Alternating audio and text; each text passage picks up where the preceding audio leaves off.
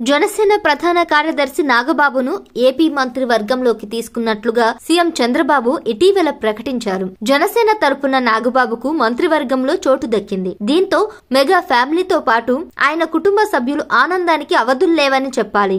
తాజాగా ఈ అంశం పెండింగ్ లో పడినట్లు తెలుస్తోంది. నాగబాబు మంత్రి పదవిపై పవన్ కళ్యాణ్ చంద్రబాబుతో చర్చించి ఓ నిర్ణయానికి వచ్చినట్లు సమాచారం. ఈ మేరకు నాగబాబును మొదట మంత్రిని చేసి ఆ తర్వాత ఎమ్మెల్సీ కట్టబెడతానని చంద్రబాబు తీసుకున్న నిర్ణయాన్ని పవన్ తిరస్కరించినట్లు తెలుస్తోంది. నాగబాబును ముందుగా ఎమ్మెల్సీగా తీసుకొని ఆ తర్వాత మంత్రి పదవిని ఇవ్వాలని చంద్రబాబుకు పవన్ సూచించినట్లు రాజకీయ వర్గాల్లో చర్చ నడుస్తోంది. మరోవైపు కొందరు వైసీపీ ఎమ్మెల్సీలు పదవికి చేసిన రాజీనామాలు మండలి చైర్మన్ వద్ద పెండింగ్ లో ఉన్నాయి. దీంతో అవి ఆమోదం పొంది ఎన్నికల సంఘం బై ఎలక్షన్స్ ప్రకటిస్తే అప్పుడు అందులో నుంచి ఒకటి నాగబాబుకు కేటాయించే అవకాశం ఉన్నట్లు తెలుస్తుంది. మార్చిలో మరో 4 ఎమ్మెల్సీలు పదవి విరమణ చేయనుండగా ఆ తర్వాత అయినా నాగబాబుకు ఎమ్మెల్సీగా అవకాశం రానున్నట్లు గుసగుసలు వినిపిస్తున్నాయి. దీంతో మెగా బ్రదర్ నాగబాబు మంత్రిగా బాధ్యతలు స్వీకరించాలంటే మరికొన్ని నెలలు పట్టే అవకాశం ఉన్నట్లుగా జోరుగా చర్చ సాగుతోంది.